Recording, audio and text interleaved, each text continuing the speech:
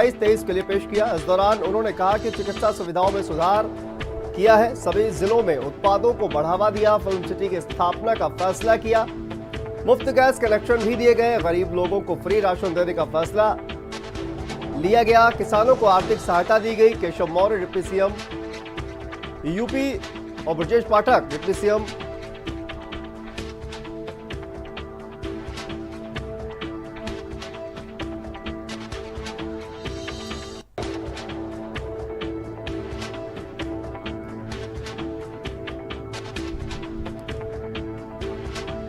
देखिए बजट की बड़ी बात है आपको बता दें, यूपी डायल 112 थानों के लिए महिला सुरक्षा और ध्यानचंद यूनिवर्सिटी मेरठ के लिए 50 करोड़ रुपए, युवा अधिवक्ताओं के लिए 10 करोड़ रुपए, मिशन शक्ति को 20 करोड़ रुपए,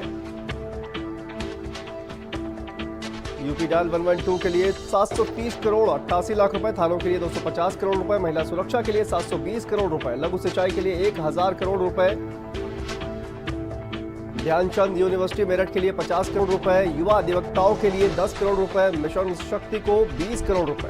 वर्ष के बजट अनुमान 2022-2023 माननीय प्रस्तुत बजट का आकार 6,15,518 करोड़ 97 लाख रुपए। बजट में 39,181 करोड़ 10 लाख रुपए की नई योजनाएं सम्मिलित की गई हैं। कुल प्राप्तियों में 5,90,951 करोड़ 71 लाख रुपए अनुमानित हैं।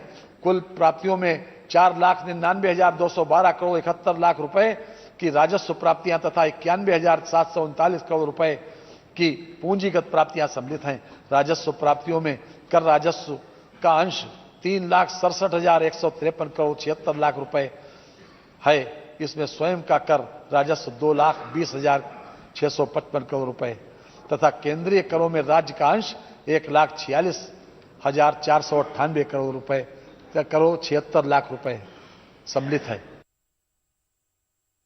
वन डिस्ट्रिक्ट वन प्रोडक्ट ने प्रदेश के बारे में लोगों की सोच को बदला है और प्रदेश की सोच को बदलते हुए हमने वन डिस्ट्रिक्ट वन प्रोडक्ट की योजना ने परंपरागत उद्यम को प्रोत्साहित करने, स्थानीय स्तर पर रोजगार के सृजन को बढ़ाने और लोगों को स्थानीय स्तर पर ही तमाम प्रकार से रोजगार उपलब्ध कराने में काफी बड़ी मदद की है।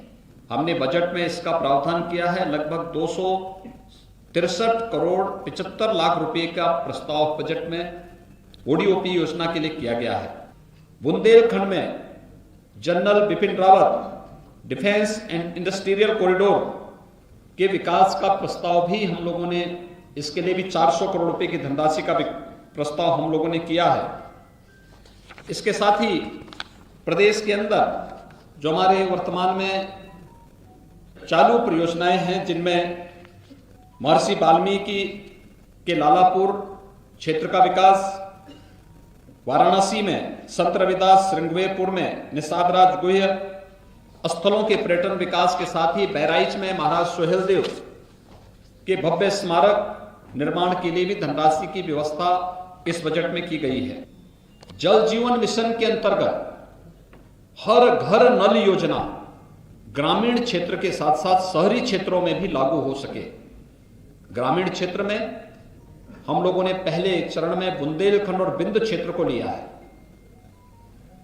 जापानी इंसेफ्लाइटिस, एक्यूट इंसेफ्लाइटिस, कालाजार, आर्सेनिक और फ्लोराइड प्रभावित क्षेत्रों के अलावा डार्क जोन वाले ब्लॉक, खारा पानी वाले क्षेत्र और अब उन सभी गांवों में जहां पे शुद्ध पेयजल की आपूर्ति नहीं हो पा रही है, उन सभी को हम लोगों ने इसके साथ जोड़ा है और इसके लिए पर्याप्त धनराशि की व्यवस्था बजट में की गई है। उत्तर प्रदेश के इतिहास का सबसे बड़ा शानदार जानदार बजट है।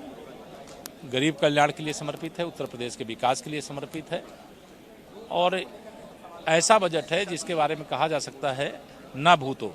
भविष्य के लिए तो अभी हम और अगला जो बजट आएगा इससे भी अच्छा आएगा, लेकिन ऐसा बजट उत्तर प्रदेश के इतिहास का सबसे शानदार पहली बार हमारे मुख्यमंत्री आदरणीय श्री योगी जी हैं और यही एक जो कहते हैं टीम वर्क है, उसी का परिणाम है कि बजट भी शानदार है, काम भी शानदार है और विकास भी शानदार है। प्रदेश के इतिहास में इतना बड़ा बजट कभी नहीं आया।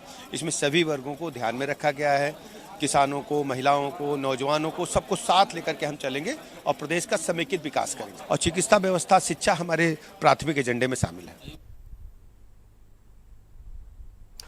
और देखिए, उत्तर प्रदेश का बजट आ चुका है और इसी पर बात करने के लिए हमारे साथ वाराणसी से रोहित सिंह हमारे साथ जुड़ गए हैं। रोहित, बजट आ गया है, लोगों का क्या कुछ सोचना है इस बजट को लेकर, क्योंकि विपक्ष जो है वो तमाम तरह के आरोप लगा रहा है। कहा जा रहा है कि ये बजट जो है वो अखिलेश की अगर बात करें तो अखिलेश यादव ने कहा कि ये बजट जो है वो छठा है, लेकिन बड़ा कुछ नहीं है, सब कुछ घटा है। ये बजट जो है वो बजट नहीं है, बंटवारा है। लोगों का क्या सोचना है इस पूरे बजट को लेकर?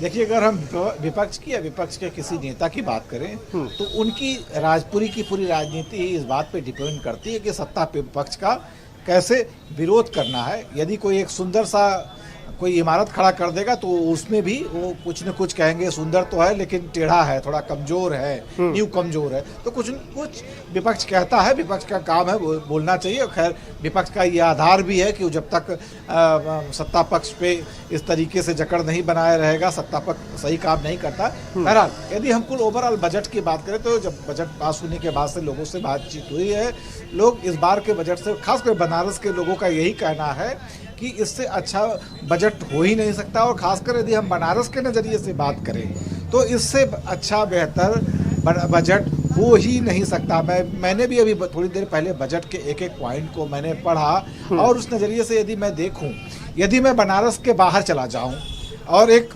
बनारस के बाहर का नागरिक होकर सोचूं तो मुझे लगा बजट तो अच्छा नहीं है, क्योंकि बनारस को बहुत ज़्यादा दे दिया गया।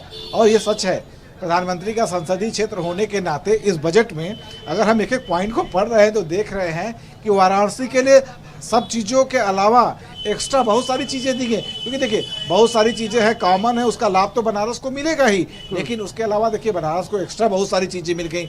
जैसे राजघाट से लेके जो उस पार का जो काशी विश्वनाथ मंदिर के उस पार गंगा पे जो सड़क बनना है, उसके लिए अलग से बजट बनाया गया। काशी विश्वनाथ मंदिर में दूर दराज से आने वाले लोगों के लिए सहूलियत हो, पर्यटन स्थल को डेवलप करने के लिए अलग से बजट अलॉट किया गया है। खेलों को देखते हुए स्टेडियम के लिए 97 करोड़ रुपए का बजट अलॉट कर दिया गया है। संग्रहालय, म्यूजियम, संस्कृत को यदि देखिए तो संपूर्णानंद यूनिवर्सिटी में संस्कृत के लिए अलग से एक ट्रेनिंग सेंटर के बजट की स्थापना की गई है, उसके लिए बजट अलॉट किया गया है। अगर उद्योग धंधे में बात करें तो डेयरी के लिए, ठीक है, डेयरी के लिए पूरे प्रदेश में दिया जा रहा है, लेकिन यहाँ वाराणसी और मेरठ के लिए अलग से बजट को एलोकेट किया गया है डेयरी के लिए। बिल्कुल, तो रोहित जो है कहीं ना कहीं वाराणसी के जो लोग, तमाम जो लोग हैं वो अब खुश दिखाई दे रहे हैं इस बजट से। वापस लौटेंगे आपके पास, हमारे साथ एसएस झा जो है वो जुड़ गए हैं झांसी से। एसएस झा, लोगों का क्या रिएक्शन है ये पूरे कहा जाए कि बजट को लेकर? किस तरह से लोग क्या सोच रहे हैं, क्या बजट उन्हें अच्छा लगा या नहीं लगा, लोगों की क्या प्रतिक्रिया रही इस बजट को लेकर? देखिए, बुंदेलखंड के जिस तरीके से लोगों को अपेक्षा रही है इस बजट में, लोगों का कहना है कि बुंदेलखंड वासियों के लिए कुछ ऐसी चीज़ नहीं दी गई है।